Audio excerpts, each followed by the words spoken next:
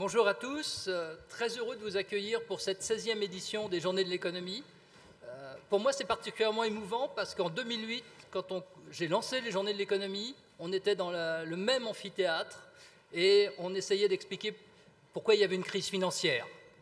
Donc, 16 ans plus tard, on est là à devoir parler des nombreuses fragilités que nous devons surmonter. Et à nouveau, on est dans cet amphi où j'espère que nous allons avoir des échanges qui vont vous intéresser pendant ces 3 jours.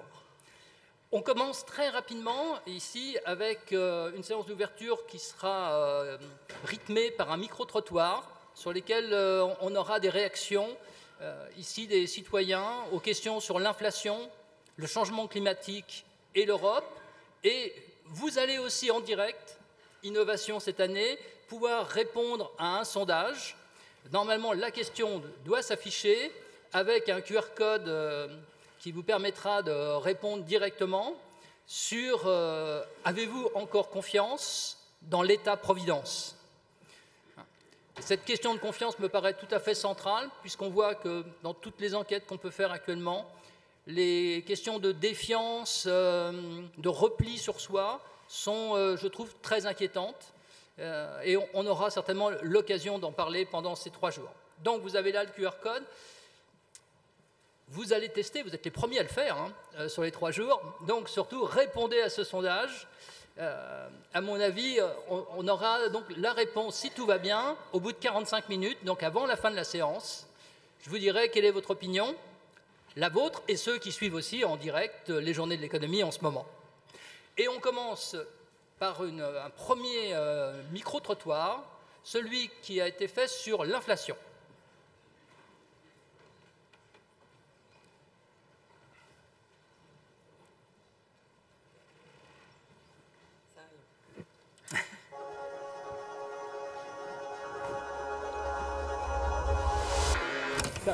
Bonjour. Je vous écoute. Je sais même pas quoi dire, je panique.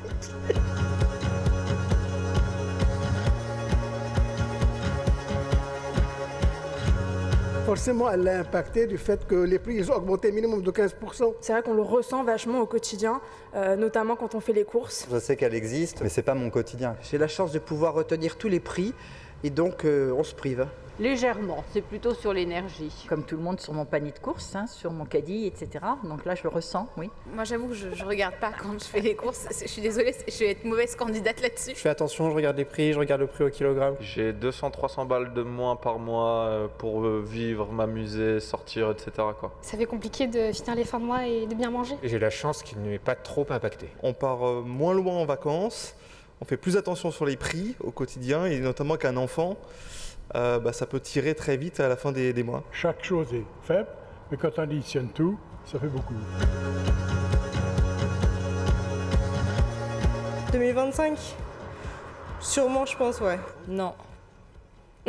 Non. Jamais de la vie. Non. Non, je pense pas. Non. Je pense que oui. Je pense qu'on va y arriver. Je pense que l'inflation va continuer, mais avec des taux beaucoup moins élevés. Et ça va se tasser au fur et à mesure des mois. À partir du moment où on base l'économie sur la croissance, je vois pas pourquoi d'un autre côté ça baisserait. Je suis pas sûre que ça baisse, mais plutôt que ça augmente.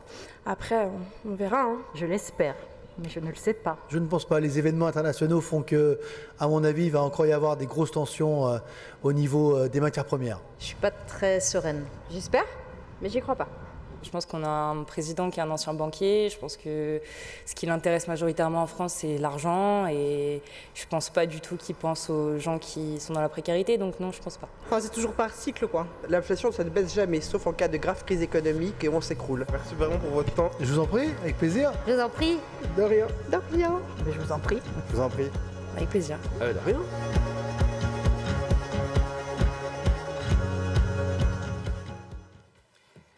On va réagir donc à ce premier micro-trottoir. Je vais donner d'abord la parole à Emmanuelle Assouan, qui est, alors je la présente d'abord comme présidente du Centre de changement climatique à la Banque de France. Il y a de nombreuses autres fonctions, donc je ne vais pas insister. Et c'est surtout peut-être le regard de l'économiste sur la réaction des citoyens à l'inflation qui m'intéresse. Merci beaucoup. Bonjour à tous et merci beaucoup Pascal. Je suis très heureuse d'être ici ce matin avec vous. Alors, l'inflation, on l'entend ici avec le micro-trottoir, c'est une priorité importante et On sait de nos sondages que pour les 2 tiers des Français, c'est la priorité numéro 1 économique en France. Et pour la Banque de France, dont le mandat est la stabilité monétaire, la stabilité des prix, c'est notre objectif évidemment numéro 1. Alors sur l'inflation, on a un début de bonnes nouvelles. On a atteint un pic d'inflation en zone euro l'année dernière, en octobre de l'année dernière 2022, où l'inflation progressait en zone euro à hauteur de 10,6% en glissement annuel. C'est beaucoup trop par rapport à notre cible qui est de 2%, comme vous le savez. Mais on a un début de bonnes nouvelles, on ne peut pas crier victoire, mais quand même, avec un chiffre en octobre dernier, le dernier chiffre qu'on a eu pour la zone euro, d'inflation qui est de 2,9%. Alors de 10,6 à 2,9%, il y a un énorme progrès. Je pense que ça mérite qu'on revienne un tout petit peu en faisant un petit retour arrière. Pourquoi est-ce qu'on a eu de l'inflation? Ça a été dit là dans la petite vidéo. On a subi 2 chocs. Le choc Covid 2020, la guerre en Ukraine 2022. Choc Covid, ça a augmenté les prix avec des ruptures de chaînes d'approvisionnement. La guerre en Ukraine, ça a augmenté les prix de l'énergie, pétrole, gaz, et les prix de certaines denrées alimentaires. Et puis on a eu un problème où après cette première onde liée aux matières premières, l'inflation elle est devenue plus interne, elle a contaminé les services et la production industrielle. Et c'est là où on a un problème en tant que banque centrale et en termes d'évolution des prix, c'est quand cette onde de l'inflation, ce premier choc se diffuse un peu à la manière d'une onde sur de l'eau et où il faut pouvoir le maîtriser. On intervient en tant que banque centrale, non pas quand il y a un choc sur l'énergie, sur les prix des matières premières, on n'y peut rien et notre politique monétaire ne peut pas résoudre ce type de problème. On est obligé d'intervenir et il faut qu'on intervienne parce que sinon les préjudices sont trop grands pour les égalités sociales et pour la croissance économique quand l'inflation devient interne et qu'elle touche les services. Et donc c'est ce qu'on a fait à compter de juillet 2022 où on a commencé à augmenter les taux monétaires, les taux directeurs, et où vous savez qu'on a augmenté de 450 points de base, de 4,5% le loyer de l'argent pour qu'il atteigne depuis septembre dernier à peu près 4%. Avec un refus des prix de l'énergie tel qu'on a pu le constater au cours des derniers mois, mais aussi un reflux de l'inflation sous-jacente, c'est-à-dire hors prix de l'énergie et hors alimentation, on peut considérer que notre politique monétaire a été efficace après ces 450 points de base de hausse à partir de juillet 2022 jusqu'en septembre dernier, septembre 2023. Alors, on ne peut pas crier complètement victoire parce qu'il y a vraisemblablement encore des zones d'incertitude. Ça a été mentionné ici. Il y a des crises géopolitiques qui restent là, aussi bien du côté de la Russie que celles qui ont émergé plus récemment avec l'attaque du Hamas en Israël, avec une forte fragilité qu'on a liée à un prix du pétrole qui peut être volatile et entraîner de nouveau l'inflation à la hausse. Il y a un marché du travail qui, avec certaines tensions, peut aussi alimenter l'inflation et une hausse des prix. Ce que je voudrais dire, et pour finir, c'est qu'on tient le bon bout. On ne peut pas crier victoire, mais on est confiant, contrairement à ce qui a été dit majoritairement ici, pour dire que l'inflation retournera vers notre cible à 2% avant la fin 2025. On est à 2,9%. 2025, c'est proche, mais pas si proche. On a du temps pour que ce qui a été fait se déploie et se transmette entièrement à l'économie. Ça prend du temps. Généralement, on dit que ça prend à peu près entre 12 et 18 mois. On a commencé il y a moins de 18 mois, donc ça a encore vocation à se répercuter dans l'économie. Et donc, on pense avec beaucoup de confiance que 2% est tout à fait atteignable. Un dernier point, on aura fait ça sans amoindrir trop fortement la croissance. C'est une bonne nouvelle Ce n'était pas gagné au départ d'avoir une croissance de la zone euro qui se maintienne à un niveau positif, puisque pour 2023, c'est plus 0,2%, plus 0,7% en France, on fait mieux. Et puis, on a réussi à le faire aussi en maintenant une capacité des banques et du secteur financier en général à prêter à l'économie et donc à financer toujours les entreprises, notamment pour leurs projets d'investissement. Merci Emmanuel. Je vais donner la parole à Andrea Josse, qui est membre du directoire de la Caisse d'épargne Auvergne-Rhône-Alpes, parce que là, on avait finalement une analyse plutôt assez optimiste sur la tendance. Est-ce que vous avez l'impression que les clients que vous voyez, que l'environnement dans lequel vous évoluez est en accord avec cette vision optimiste ? Je serais plus nuancée aujourd'hui, c'est vrai, dans notre constat. Et je trouve que dans l'interview, dans les différentes personnes interviewées, on voit quand même bien deux choses. C'est qu'effectivement, aujourd'hui, l'inflation, c'est plus un ressenti. Les gens le constatent quand ils font les courses. C'est quand même la première chose qu'il faut noter. Et la deuxième chose, c'est qu'on n'est pas non plus tous égaux devant l'inflation. Il y a aussi des personnes qui disaient finalement, je ne la vois pas, et d'autres qui disaient, on est extrêmement impacté. Nous, en tant que banque, bien sûr, on a vécu cette hausse fulgurante des taux de la Banque Centrale Européenne à partir de juillet 2022. Il y avait des prémices avec la sortie post-Covid. On savait que les chaînes d'approvisionnement, il y avait un problème d'offre. Donc on pensait que l'inflation allait repartir. On a tous été surpris par cette hausse. Et c'est certain que les hausses de taux directeurs de la Banque Centrale Européenne, ça a eu des impacts forts aussi sur nos taux de crédit. Et donc, je pense que tout le monde a ressenti aussi des taux de crédit, notamment sur l'immobilier, qui sont partis fortement à la hausse, mais on le voit également sur l'entreprise. Et donc, tout ça, on sent aujourd'hui que ça a quand même déstabilisé l'économie.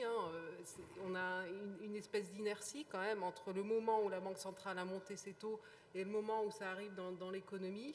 Et aujourd'hui, sur les perspectives, bien sûr, l'inflation reflue, mais c'est beaucoup lié au prix de l'énergie. Donc après, à savoir comment est-ce que ça va se répercuter sur les autres prix. Ensuite, comme l'a dit Emmanuel, on est quand même dans quelque chose d'assez incertain, parce qu'il y a le conflit au Proche-Orient, mais nous, en tant que banquiers, on pense aussi qu'il va falloir financer la transition énergétique, et ça risque aussi d'avoir des conséquences sur l'inflation, parce que c'est beaucoup d'argent qu'il faudra investir. Et ensuite, la dernière question qu'on se pose aujourd'hui, c'est que maintenant que cette hausse est derrière nous, c'est comment est-ce que ça va se traduire sur l'économie réelle. Et c'est vrai que sur les ménages et sur les entreprises, on sent quand même des fragilités qui arrivent maintenant sur la filière immobilière, sur les entreprises. Et donc on se dit 2024, même si c'est l'inflation ralentie, on pourra avoir des conséquences sur la croissance. Merci beaucoup Andrea. On voit bien que finalement la question un peu centrale pour les ménages, c'est logique, c'est le pouvoir d'achat. Le fait de ne pas pouvoir anticiper la situation sur les années à venir est certainement un élément important qui prend plus d'importance que la mesure statistique de l'inflation. Et j'imagine, Emeline Baume, vice-présidente à la métropole pour l'économie et de multiples autres aspects, que cette question, vous la voyez aussi en local. Oui, bonjour à chacune et chacun. Merci de vous donner ce temps aussi de participer à des moments de rencontre et de débat et de partage, comme le proposent les journées de l'économie. Donc moi, je suis la locale de l'étape qui va dire qu'effectivement, je suis élue issue de la démocratie représentative. Donc ce qu'on observe, c'est cette tension avec l'accroche fin du monde, fin du mois, et qu'on entend très bien dans les témoignages, la tension du quotidien sur l'alimentaire, l'énergie, éventuellement les sujets de mobilité, et puis le logement. Et se dire qu'en réponse au quotidien, la plupart des territoires, des collectivités territoriales mettent en place des tarifications sociales et solidaires, etc., pour essayer de limiter, et on ne peut que limiter les inégalités sociales. Reste, comme l'a indiqué Andrea Josse, le sujet du mur d'investissement auquel doivent faire face les ménages pour l'habitat, le logement, mais aussi pour switcher vers d'autres mobilités. Pour certains, il y a quand même un sujet d'investissement. Et puis, il y a le mur d'investissement des acteurs de l'économie au quotidien, donc les entreprises qui doivent se transformer pour adapter leur process de production, pour adapter aussi leur approche du marché et se dire que certains biens, certains services sont obsolètes, ne répondent pas ni aux besoins du quotidien des habitantes et habitants et n'a pas de possibilité de pérennité dans le temps au regard du contexte global qui est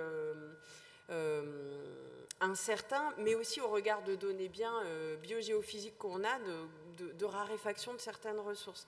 Une collectivité, là, sur ce mur d'investissement, ce qu'elle peut faire, c'est envoyer des signaux, en fait, aux entreprises, et c'est ce qu'on fait avec des éco-incitations pour accompagner les entreprises du secteur de la construction à aller plus vers une expertise sur les sujets de régénération et de réhabilitation, vers les entreprises de l'alimentaire à contracter en fait les chaînes de valeur et à s'intéresser au champ des possibles à l'échelle régionale, vers les acteurs de la chimie, parce qu'on en a beaucoup sur notre territoire, à vraiment plus mutualiser des process de production et à baisser leur impact sur l'environnement pour rester compétitif modulo ce qui se passe aux États-Unis. Et dernier sujet, je termine là-dessus, il y a ce sujet du quotidien, donc de lutter contre les inégalités sociales et de mettre en place des politiques de tarification sociale et solidaire.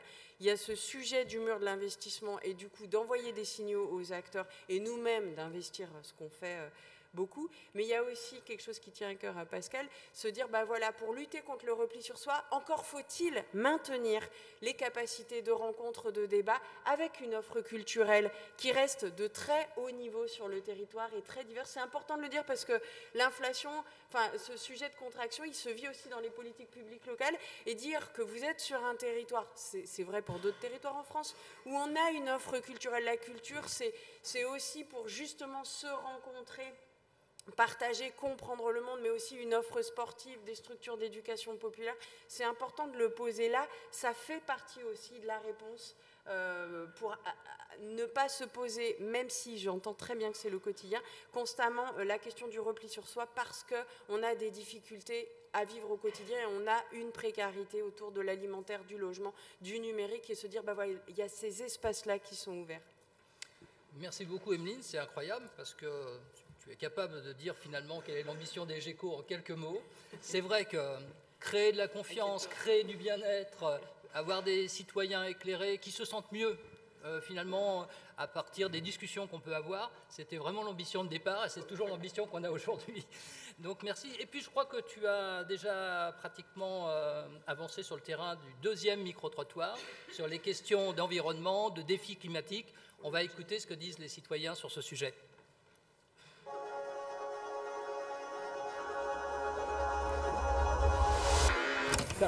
Bonjour. Je vous écoute.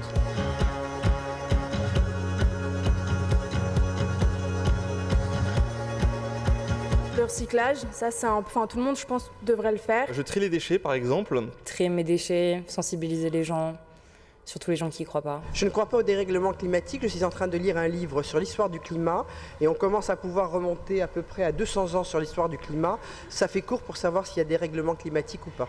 J'utilise le sac réutilisable. De faire moins de gaspillage alimentaire. J'essaye de ne pas prendre l'ascenseur tout le temps. Quand on habite à Paris ou en banlieue, éviter de prendre les voitures, les taxis, des trucs comme ça. Ma 125 est moins polluante qu'un certain nombre de trottinettes électriques, quoi, par exemple. Juste pour leur fabrication et leur recyclage et tout ça. Il y a des trucs de bon sens, c'est l'eau, la douche, pas le bain. J'ai arrêté de consommer des bouteilles en plastique, je fais attention à ma consommation d'eau, d'électricité. J'évite d'utiliser tout ce qui est chargeur inutile sur les prises. Quand on achète un téléphone par exemple, on ne se rend pas forcément compte qu'on pollue énormément.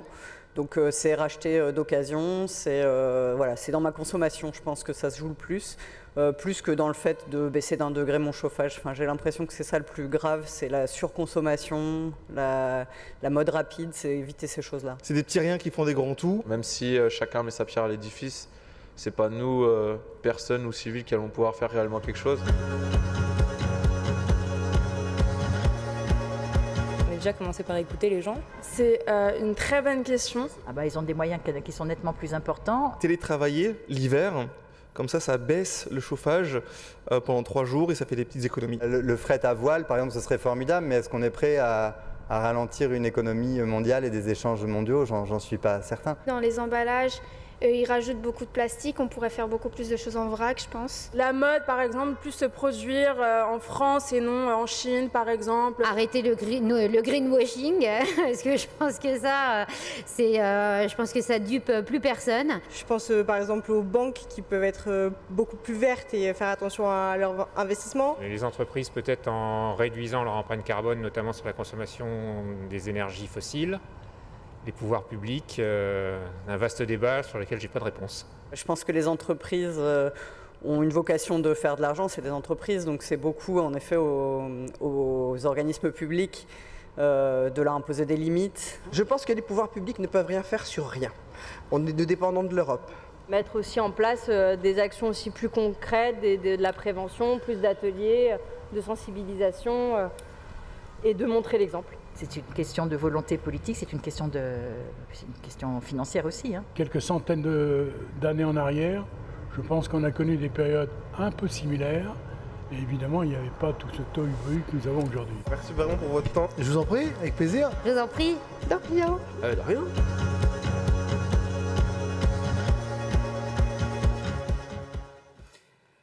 C'est vrai qu'il y a quelques centaines d'années en arrière, s'il y avait eu les GECO, on aurait pu faire une comparaison, mais on est désolé, on n'était pas encore en situation. André Ajos, on entend parler de la banque, est-ce qu'elle est aussi verte qu'elle le dit, les entreprises, les pouvoirs publics. Il y a une très très grande richesse dans les réponses à cette partie de micro-trottoir. Qu'est-ce que vous en pensez? Est-ce que les efforts nécessaires sont déjà faits? Je pense que le défi est immense. Le défi est immense. Nous, en tant que banque, en fait, on a un peu deux volets. On est, nous, en tant qu'entreprise, parce qu'on est aussi une entreprise, donc on travaille énormément, déjà aujourd'hui, sur notre propre bilan carbone. On réfléchit à la mobilité de nos collaborateurs, le moyen dont ils se déplacent. On réfléchit aussi à la performance énergétique de nos sites, à notre consommation électrique. On a beaucoup de data centers, etc. Donc, quelle est la consommation? Donc, on met en place beaucoup d'actions autour de ces sujets-là. Et on l'entend plusieurs fois dans la vidéo. Il y a aussi toujours un énorme travail de sensibilisation, de pédagogie à faire vis-à-vis de nos collaborateurs pour avancer sur ces sujets de transition. Et ensuite, on a bien sûr un rôle majeur, on est au centre du financement de cette transition. On est extrêmement attendu sur le sujet, on est très regardé aussi. Alors, on parle de greenwashing dans la vidéo, donc voilà, on est au centre de ce financement. Pour les banques, aujourd'hui, on peut dire il y a des choses qui sont très simples. Aujourd'hui, financer une voiture électrique, bien sûr que c'est un crédit qu'on peut qualifier de green, donc on peut le classifier de manière assez simple.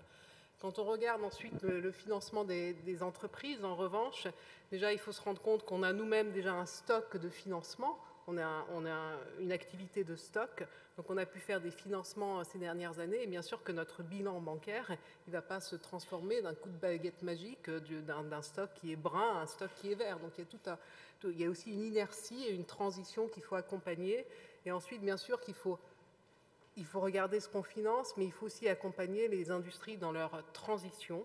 Ça ne va pas se faire du jour au lendemain, et nous, en tant qu'acteurs bancaires, on est là pour aider au financement de la transition. On ne passera pas du brun au vert d'un seul coup, donc on est là pour accompagner la transition, et donc ça demande aussi chez nos collaborateurs une acculturation et une autre manière de regarder les dossiers de financement. Ce sera plus purement des indicateurs financiers, des indicateurs de rentabilité. Aujourd'hui, on regarde aussi des indicateurs extra-financiers pour commencer à mesurer ces éléments. Ce point des indicateurs est extrêmement intéressant et je pense que du côté de la métropole, Emeline, ça va être aussi un sujet sur à la fois comment change un peu le comportement des citoyens sur la métropole et quels sont les indicateurs à votre disposition pour avancer sur les politiques qui permettraient d'engager encore plus cette transition environnementale. Oui, autant sur les habitantes et habitants, les citoyennes et les citoyens que les entreprises. On a en tout début, moi je suis en responsabilité depuis juillet 2020 et effectivement au début du mandat, collectivement on s'est dit voilà, nous on souhaite avoir un propos cohérent et on va publier sur un outil que vous pouvez aller voir qui s'appelle Quel Impact, qui est en données ouvertes sur le site de la métropole de Lyon. On va dire ce qu'on regarde, les indicateurs qui nous intéressent dans toutes les organisations du territoire, mais ça correspond à nos politiques publiques, donc ça correspond à ce qu'on porte aussi pour les habitantes et habitants. Et on a, pour faire simple, 3 objets, vous n'allez pas tomber de l'arbre. Le sujet de la viabilité environnementale, se poser la question de ce qu'une organisation fait en matière d'usage de l'eau, de production de déchets, donc le sujet de la circularité là, qui est beaucoup ressorti dans le micro-trottoir, mais aussi les questions d'inclusion et de justice sociale, comment une organisation elle fait pour accompagner l'ensemble de ses collaborateurs, collaboratrices, salariés, donc les habitantes et habitants du territoire à répondre à leurs besoins du quotidien pour, entre autres, venir travailler, mais pas que. Et le sujet de comment on fait pour s'organiser collectivement pour créer des espaces de coopération, que ce soit en termes d'achat local, comment permettre aux entreprises d'acheter à l'échelle régionale plutôt que d'aller s'approvisionner à l'autre bout du monde, je caricature, mais aussi comment recruter au local et comment travailler son employabilité, arrêter de chercher le talent incroyable qui serait je ne sais pas où, mais se dire, bah voilà, en toute proximité, dans ma zone industrielle, dans la zone commerciale, comment je fais pour, dans la commune, dans l'arrondissement, pour aller voir les jeunes, les hommes et les femmes en chômage de longue durée, les personnes en parcours d'insertion. Je vous illustre ce qu'on fait du côté éco pour vous illustrer en fait ce qu'on porte dans nos politiques publiques. On n'est plus dans des sujets de ce qu'on regarde en tant que métropole de Lyon, c'est l'attractivité du territoire et le nombre d'emplois créés. Parce qu'on sait très bien que tout est essentiel et important, à savoir abaisser l'empreinte matérielle de l'économie du territoire, augmenter l'impact social sur le territoire, pour des sujets d'emploi, mais pas que. J'ai amené tout de suite le sujet des inégalités sociales et environnementales et créer les conditions de la coopération avec les territoires voisins au sein du territoire. Enfin, si vous ne le savez pas, je vous le dis, il y a eu une culture longtemps de défiance de la zone centre vers les territoires extérieurs. On happait, toutes les politiques publiques visaient plus ou moins à happer la richesse et la concentrer sur le centre, alors même qu'on sait très bien qu'une des solutions pour lutter contre la raréfaction des ressources, la disparition de la biodiversité, c'est d'avoir ce qu'on appelle des territoires de proximité avec une économie de proximité, la fameuse ville du quart d'heure. Et pour ça, les politiques publiques qui peuvent réguler les questions foncières et immobilières, elles doivent agir et c'est ce qu'on porte aussi. Donc, je vous invite vraiment à aller voir cette série d'indicateurs qu'on regarde et qu'on utilise aussi bien pour le budget vert que pour les aides économiques, donc ce que j'ai listé tout à l'heure, les éco-incitations, mais aussi ce sont les indicateurs qui pilotent les politiques publiques sociales. Merci. On est d'ailleurs sur finalement le sujet comment le territoire se réinvente, ce qui est un des angles de la conférence finale qu'on aura sur comment tout réinventer, et avoir les bons indicateurs pour le faire est absolument essentiel. Et en termes d'indicateurs, je me tourne vers Emmanuel parce que je vois qu'on a déjà une question qui nous dit mais l'inflation c'est bien gentil, mais la question c'est comment évolue le niveau de vie.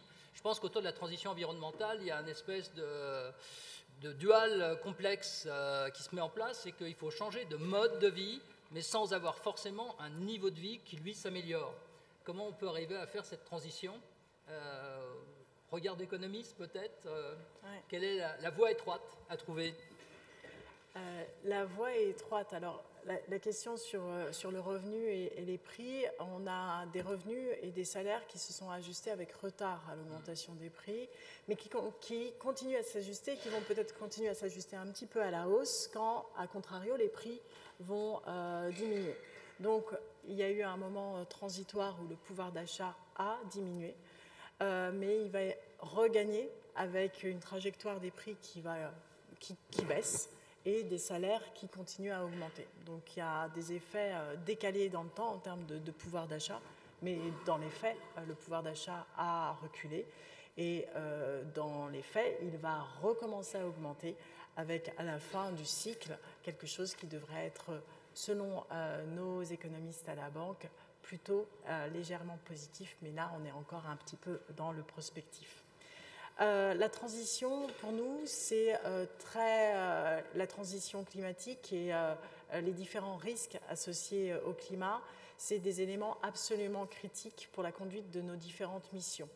D'abord, c'est un impact macroéconomique majeur, que ce soit les risques physiques associés au climat, on voit les inondations aujourd'hui, ou le risque de transition qui est associé à des réglementations qui sont nécessaires pour arriver à une économie net zéro en 2050. Et ça impacte un grand nombre de pans de l'économie, l'automobile qui doit transiter vers du tout électrique, nos logements qui doivent devenir beaucoup plus décarbonés. Tout ça, c'est des risques financiers. Et les risques financiers, au-delà des risques macroéconomiques, eh bien, ils impactent et la stabilité des prix et la stabilité financière. C'est pour ça que dans le cadre de nos mandats, on agit et c'est pour ça que la Banque de France est très active en la matière. Alors qu'est-ce qu'on fait concrètement ? On a de la chance d'abord, et je voudrais saluer le point, qui est on vit dans une Union européenne qui est fer de lance de cette prise de conscience et de cette action sur la nécessité de la transition climatique. Ce n'est pas du tout le cas partout ailleurs dans le monde. Je ne citerai pas les États-Unis et je ne citerai pas un certain nombre de pays, mais on s'inscrit dans une réelle dynamique où les gouvernements sont dans le driving seat. Ils agissent, il y a des plans pour la transition, il y a un certain nombre d'actions, on parlait de tout ce qui était comptabilité extra-financière, il y a un certain nombre d'exigences au titre des diagnostics, et nous on s'inscrit dans le sillage de cette action-là. Alors on agit pour la stabilité financière, on a besoin, comme le mentionnait Andrea, de voir ce qui est dans les bilans des banques pour savoir si à un certain moment elles ne seront pas exposées à des risques tels au titre de la transition et des risques physiques, que ça les empêcherait de continuer à prêter à l'économie. Donc il faut s'assurer que les risques associés au climat sont cantonnés et limités. Il faut aussi s'assurer, au-delà de la photo, qu'au titre du film, et ce qu'on se projette, parce que c'est un risque de long terme, les banques continueront plus tard à pouvoir prêter. Donc on fait des stress tests au titre du risque climatique, dont on sait qu'il va encore évoluer et encore s'amplifier, parce que c'est une réalité. Et puis on s'assure qu'elles mettent en place toute la gouvernance adéquate pour prendre en compte adéquatement ce risque. Puis on agit au titre de la politique monétaire. La politique monétaire, je disais que le risque de transition, le risque physique, ça va avoir des impacts sur la croissance et aussi sur l'inflation. Ça a été mentionné un peu plus tôt. Il faut qu'on puisse le mesurer pour savoir comment ajuster notre politique monétaire.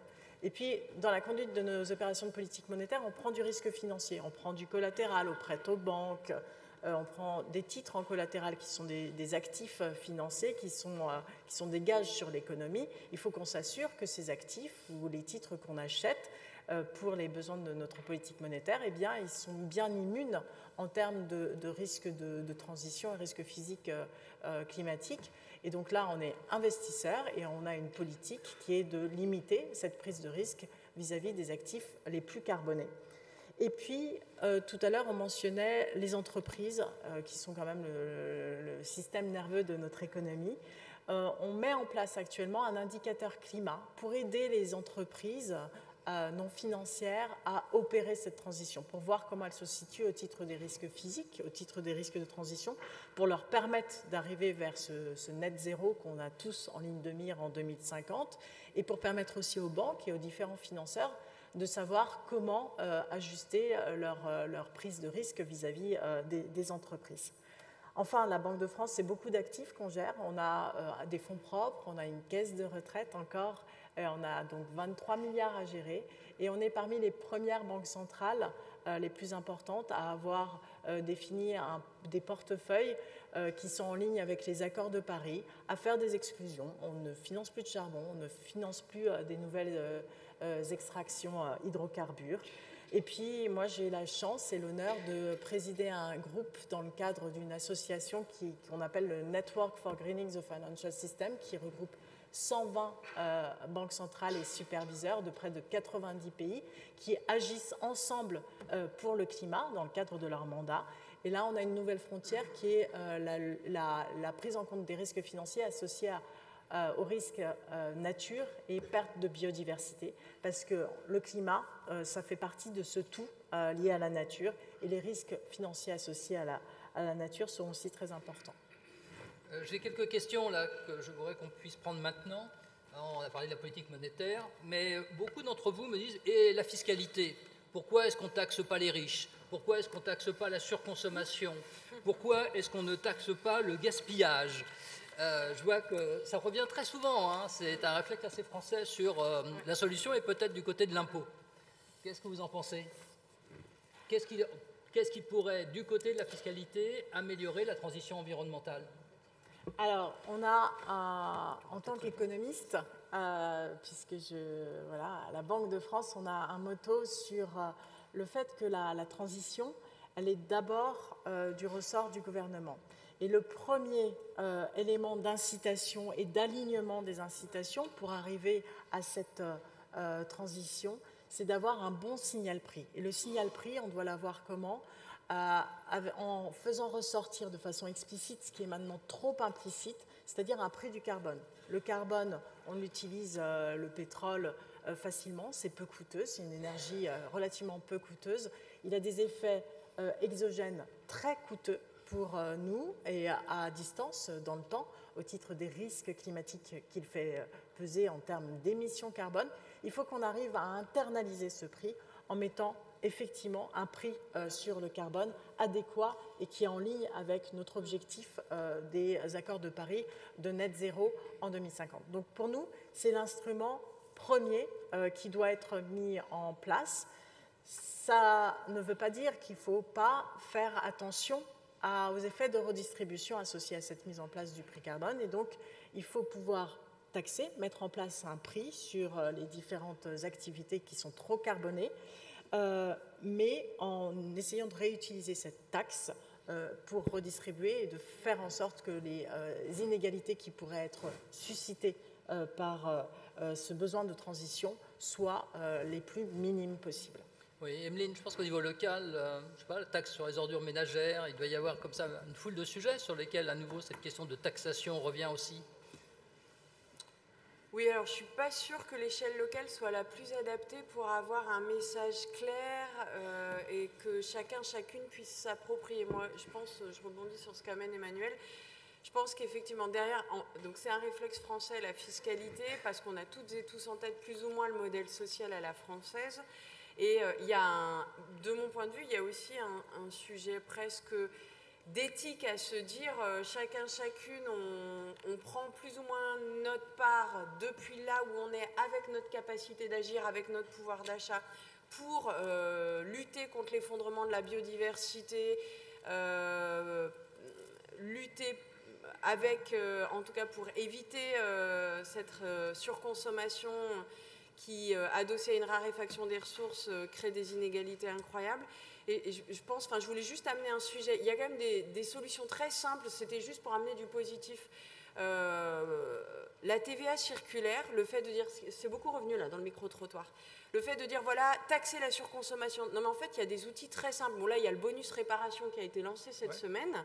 Bon, je ne suis pas certaine que vous ayez toutes et tous en tête les artisans à l'échelle territoriale qui peuvent mobiliser ce bonus réparation. Ce n'est pas forcément l'outil qui est le plus aisé. Mais la TVA circulaire, le fait de dire, bah voilà, je paye moins cher quelque chose qui est réparable, quelque chose qui est de seconde main, c'est de fait le cas, plus ou moins. Ça c'est un vrai signal prix. Ça, c'est une vraie réponse et c'est une vraie structuration de filière d'activité économique, y compris à l'échelle française. Je voulais amener ce sujet-là, mais je pense qu'effectivement, dans le moment de désordre global qu'on vit et d'incertitude, il y a des signaux à envoyer vers celles et ceux qui ont un pouvoir d'achat de fou, comme le dirait Oxfam. Et je pense qu'effectivement, ce sujet, quand même, de taxer les super profits, etc., c'est plus un sujet de débat démocratique et d'éthique. Mais je pense qu'il faut le faire parce qu'il faut quand même, peut-être que Andrea le dira, mais il faut quand même redonner les vrais chiffres, la vraie réalité de ce que vivent les Françaises et les Français. Et il n'y en a que quelques-uns qui ne se posent pas la question du signal prix, et la grande majorité des Françaises et des Français sont dans des situations tendent vers des formes de précarité qui s'ancrent dans le temps, et c'est ça sur lequel on doit lutter. Merci. Andrea, il y a plusieurs questions sur quels sont ces indicateurs extra-financiers qui ont été évoqués. Il y a beaucoup de curiosité sur simplement, moi, savoir quels sont les indicateurs que vous prenez en compte. Alors aujourd'hui, on est encore en cours de construction. L'Europe a aussi beaucoup travaillé sur le sujet et va demander aux entreprises de grande taille, à partir de 2025, de mémoire, de remonter des indicateurs extra-financiers. Dans ces indicateurs, vous avez bien sûr des indicateurs autour de la biodiversité, autour de l'impact sur l'environnement, du bilan carbone, et vous avez aussi dans ces indicateurs des choses autour de la gouvernance, de la mixité. Donc en fait, c'est des indicateurs qui sont extrêmement larges, qui ne sont pas uniquement sur le climat, mais où on va commencer à regarder les entreprises de manière différente, au-delà des indicateurs financiers classiques. Merci. On va prendre le troisième micro-trottoir, celui sur l'Europe.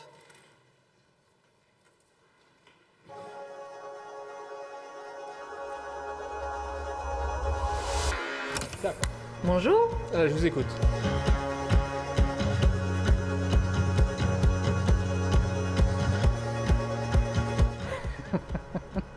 L'Europe, ça m'évoque beaucoup d'interrogations.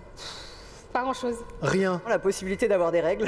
En matière d'immigration, en matière d'économie, nous sommes pieds et poings liés. Une alliance de pays pour notamment être plus fort économiquement, pour tout ce qui peut être pour l'import-export. Une démocratie à trop grande échelle. Elle n'a pas d'autorité. Le pouvoir, c'est le chef de chaque État. Et s'entendre à 27, c'est très difficile. J'ai l'impression qu'on se fait plus manger par la Chine et par les États-Unis et on a beaucoup moins de pouvoir au niveau mondial. J'ai du mal à comprendre ce que nous devons à l'Europe, ce que l'Europe fait pour nous, etc. Et les obligations plutôt que l'Europe nous impose. De la solidarité envers des pays qui n'ont pas forcément les moyens. Espoir. Unification. Ça m'évoque beaucoup de gens qui brassent du vent. Ben, j'en sais rien, je ne sais pas. Je ne sais pas, au niveau de l'Union, c'est pas terrible. Pour le moment, il n'y a rien de positif pour l'Europe. Sûrement qu'il y en a, oui, mais qu'en fait, on ne nous parle pas des bonnes choses qui sont faites. Je dirais son impact à travers le monde. On a quand même une certaine ouverture, je trouve. Ça a ouvert certains pays au tourisme économique et à l'économie en général, ouais. Une culture européenne qui petit à petit se développe. La libre circulation des gens, la libre circulation des marchandises, l'euro évidemment. L'euro, la monnaie. Voilà, un marché commun. Par contre, il faut régulariser ça pour qu'il y ait équilibre entre les différents pays de l'Europe. Je trouve qu'en ce moment, l'Europe prend des décisions sur le numérique qui sont importantes par rapport à la protection des données. Je pense que dans la liberté de mouvement des personnes, l'espace Schengen, c'est une super bonne idée. L'euro aussi, et puis même, ça donne plus de force aux pays. Sur ces 45 dernières années, la paix. Merci vraiment pour votre temps. Je vous en prie, avec plaisir. Je vous en prie. De rien. De rien.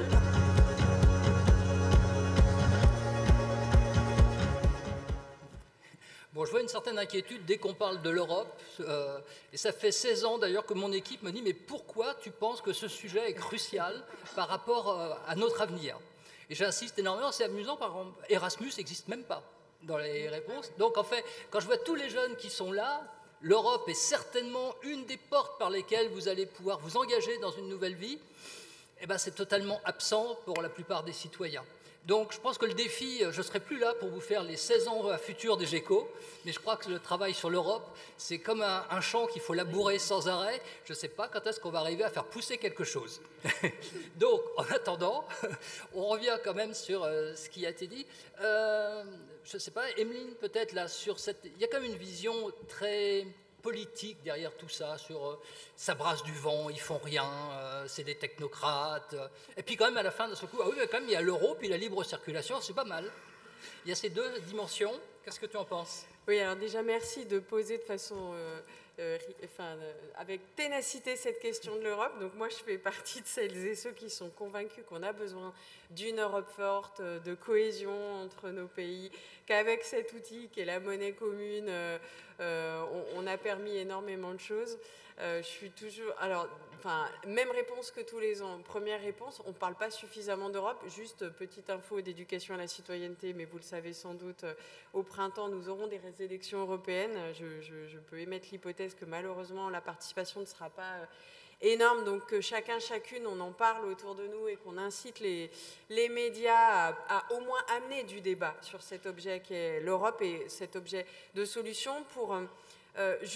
c'est arrivé aussi dans le micro-trottoir, l'Union européenne, elle a des fragilités, mais au même titre finalement que l'Amérique et peut-être un peu moins l'Asie. On a le sujet démographique, on en parle beaucoup, le vieillissement de la population est une vraie chance, ça n'engage que moi, le sujet des migrations qu'on ne peut pas prévoir et dont on doit débattre. Et je rappelle ici qu'il y a des organisations qui portent le souhait d'une convention citoyenne au moins à l'échelle française, mais c'est aussi pour en débattre à l'échelle européenne. C'est quelque chose d'extrêmement important pour maintenir la paix et la cohésion dans l'ensemble de nos territoires. On a une autre fragilité qui ne ressort pas du tout là dans le micro-trottoir, mais c'est qu'en fait, on est une des parties du monde qui dépend le plus de ce qu'il y a sous terre dans d'autres territoires, en Afrique, en Asie, aux États-Unis. Nos ressources, elles viennent massivement pas, mis à part le nucléaire, et pour faire tourner le nucléaire, on a besoin de ressources qui viennent d'ailleurs. Donc nous sommes, nous, Européens, extrêmement dépendants d'autres régions du monde pour faire tourner notre économie et répondre à nos besoins essentiels. Et je pense que je préfère être du côté de celles et ceux qui disent l'Union européenne peut permettre de se poser des questions et de structurer des filières d'activité économique pour répondre aux besoins essentiels des habitantes et habitants, se loger, s'alimenter, se déplacer, se former, etc. etc. C'est ce qu'on fait quand on milite pour l'économie circulaire. Ce que je fais, moi je le fais à l'échelle locale, mais je le fais dans le partage. Je vais vous donner des cas d'usage avec Eurocities, par exemple, avec une série de territoires urbains qui coopèrent entre eux. C'est important d'avoir ces espaces de dialogue, de rencontre, de débat pour pousser derrière, dans les instances européennes, notre point de vue sur les solutions possibles pour vraiment répondre à au moins ces deux fragilités. Je vous en ai cité deux, mais la fragilité en ressources et ces sujets de démographie et de migration. Et je rejoins Pascal en disant, c'est vrai que si dans un micro-trottoir, le principal outil pour permettre à la jeunesse de s'émanciper, de se connaître et de se reconnaître, qui est Erasmus, n'est pas cité, waouh, il y a du boulot, mais on va le faire, quoi. Et... Il y a une question d'ailleurs sur, et à part Erasmus, qu'est-ce qu'ils ont fait pour les jeunes ? Je pense qu'il y a beaucoup d'universités quand même, où vous devez avoir un département international, où... non, mais il faut avoir en tête les milliards qui circulent au travers des fonds européens qui ont permis, mais y compris ici, à des universités de réhabiliter juste leurs bâtiments. Enfin, le mur d'investissement, il est vrai aussi pour les institutions publiques. Et vous pouvez aller chercher les fonds FEDER. Il y en a aussi pour l'ensemble des structures qui accompagnent la jeunesse en France. Oui, oui. Je pense qu'en local, si vous regardez bien les affiches quand on voit quels sont les financements. Vous les verrez apparaître. On pourrait peut-être faire mieux, en tout cas, pour les apprentis et les chômeurs. Souvent, moi, j'en discute avec des gens à la Commission européenne, où je pense que, pourquoi pas, un Erasmus plus efficace. Il existe de manière très embryonnaire, d'ailleurs, pour les apprentis, mais il pourrait être beaucoup plus développé. Et pour les chômeurs aussi. Enfin, je pense que vraiment, il y a des catégories plus larges dans lesquelles on pourrait s'engager au niveau européen. Mais pareil, pour rebondir un peu d'éducation à la citoyenneté, j'imagine que l'auditoire ici le sait, une dynamique telle que Territoire zéro chômeur de longue durée, elle perçoit des fonds européens qu'on appelle fonds sociaux européens. Donc si ces dynamiques existent, il y a 5 territoires zéro chômeur de longue durée sur ce territoire physique là, de la métropole de Lyon et une centaine, sauf erreur de ma part, ou 80 à l'échelle française, c'est aussi parce qu'on a pu flécher des fonds sociaux européens sur cette expérimentation qui vise à accompagner au plus près celles et ceux qui sont privés d'emploi et qui, en reprenant pas à pas une activité professionnelle à temps choisi, répondent à des besoins dans les entreprises en hyper-proximité. Merci. Emmanuel devrait être plutôt optimiste parce que finalement, ce qu'on retient de l'Europe, c'est l'euro et la libre circulation des biens et des personnes. Au fond, c'est quand même le triomphe de l'économie, non ? Oui. Non, nous, on est la Banque de France, c'est une institution très très européenne. Moi, l'ensemble de la réglementation financière, elle est uniquement européenne. Et puis, comme vous le savez, plus de 80% de l'ensemble des lois qui s'appliquent à nous, que ce soit financier ou pas, ça vient quand même du Parlement européen et de la Commission européenne. Donc on est en réalité une économie très européenne. Alors on a deux grandes fiertés à la Banque de France au titre de l'Europe, au-delà d'être intrinsèquement dans notre ADN une institution européenne, c'est l'euro, où le taux d'adhésion de la population française et européenne même dans son ensemble est de 78%. C'est-à-dire que l'euro, maintenant, c'est une évidence. On ne voit plus comment on pourrait faire sans l'euro. Et ça, c'est un grand triomphe, 20 ans après la mise en place de la monnaie unique, qui n'a pas été sans difficulté. On a une deuxième grande fierté qui s'est plus particulièrement matérialisée cette année au vu des crises bancaires qui ont secoué les États-Unis et la Suisse. C'est finalement la réglementation. C'était assez péjoratif la façon dont c'était abordé ici dans le micro-trottoir, mais nous, on considère que la façon dont on a vocation à protéger l'économie, à sécuriser l'ensemble des vecteurs de l'économie via une réglementation financière et notamment bancaire exigeante et une supervision tout autant qui est réalisée au niveau central par la Banque centrale européenne pour l'ensemble des plus grosses banques de la zone euro, eh bien c'est un élément de force qui nous permet d'assurer que l'économie dans son ensemble, les entreprises, les ménages sont financés de façon constante et à hauteur de leurs besoins. C'est essentiel pour faire ensemble qu'on soit tous bien et que l'économie avance. Donc ça, c'est deux grands éléments de fierté. L'euro et un système bancaire sous réglementation européenne très solide.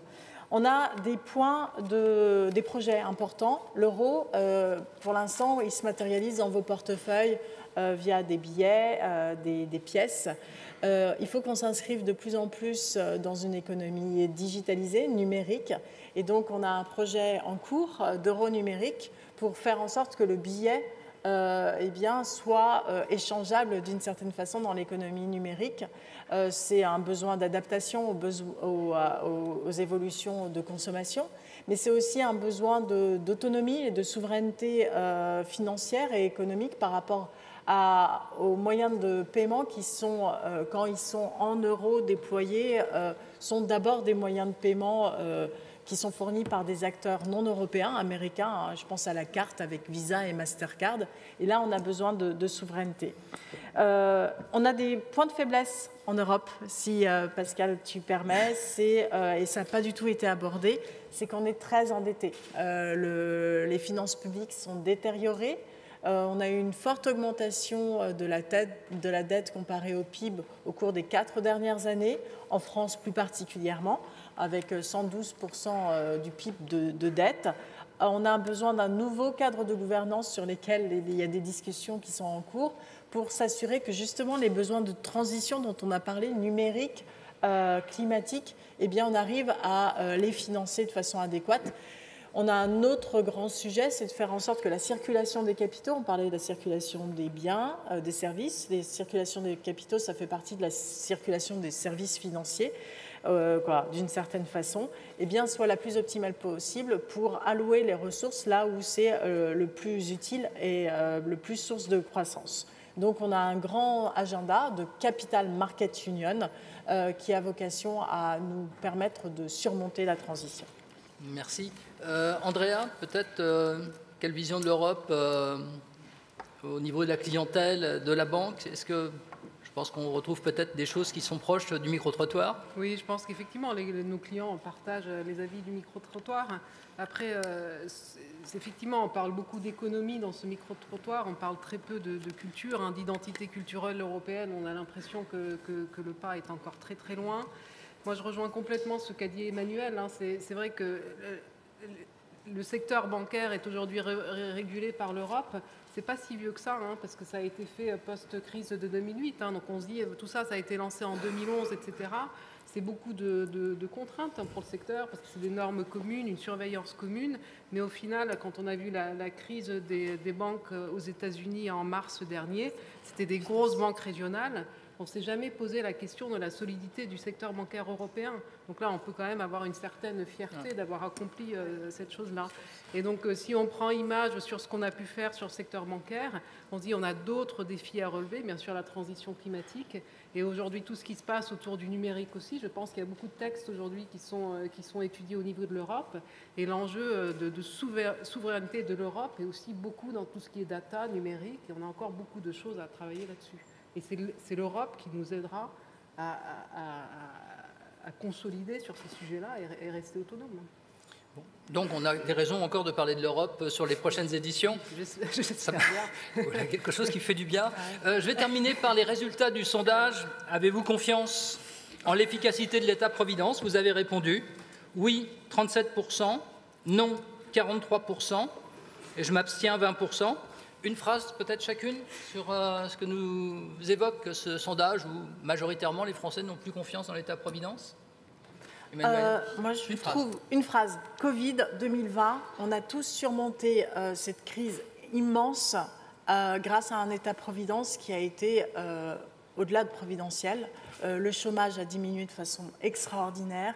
Les revenus ont été très peu affectés par cette crise, alors même qu'il y avait un chômage technique tout à fait important. Et l'État s'est substitué aux entreprises en grande partie pour payer les salaires.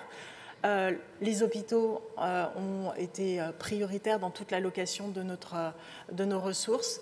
On en a pris plus particulièrement conscience. Donc non, l'État-providence, il nous a aidés à surmonter et à rebondir de façon extraordinaire depuis 3 ans. Andrea ? Je rejoins complètement Emmanuel. C'est ce qu'on a vécu pendant la crise du Covid avec la mise en place des PGE. Nous, en tant que banque, ça a été énorme. Si notre économie a pu s'en sortir post-Covid, c'est par tout ce qui a été mis en place. Et donc, je pense qu'il faut vraiment le garder à l'esprit. 2 mots. Oui. Le premier mot, c'est le mot démocratie. En fait, je pense que l'État-providence, derrière le sujet de la confiance, c'est le sujet de la démocratie et de ce qui se passe depuis plusieurs années. Je ne qualifierai pas ce qui se passe, mais voilà. Deuxième mot, l'État-providence, il est calé sur une vision, en tout cas notre modèle social, ça a été amené dans les micro-trottoirs, d'une forme de croissance. Donc il y a 3 mots, la question de la soutenabilité, de la pérennité, de la viabilité. Et tout ça, ça devrait être mis au pot de la démocratie. On devrait en débattre pour réajuster. Et peut-être que ça redonnerait de la confiance. Oui, je dirais aussi, on aime bien critiquer ce qui nous est très familier. Et donc, tant que l'État-providence est là, on aime bien le critiquer. S'il s'éloignait... Donc, on retrouve le thème de la défiance que j'ai souvent évoqué. Je vous rappelle, sur la défiance, j'ai vu des choses étonnantes. C'est qu'on parlait de la participation aux élections européennes, mais la participation aux élections locales pour les maires, c'est pareil, baisse. C'est-à-dire qu'au deux bouts de la chaîne, ce qui est très loin et ce qui est très près de nous, des deux côtés, la participation des citoyens diminue. Fondamentalement, dans les journées de l'économie, il y a cette idée, il faut des citoyens éclairés et actifs, et il faut qu'on serve cette cause-là, qui me paraît la plus utile. Et dernier point, vous m'avez envoyé plein de questions, vous inquiétez pas, je liste les questions, j'ai 1 an pour travailler et revenir avec les réponses. À bientôt. Merci.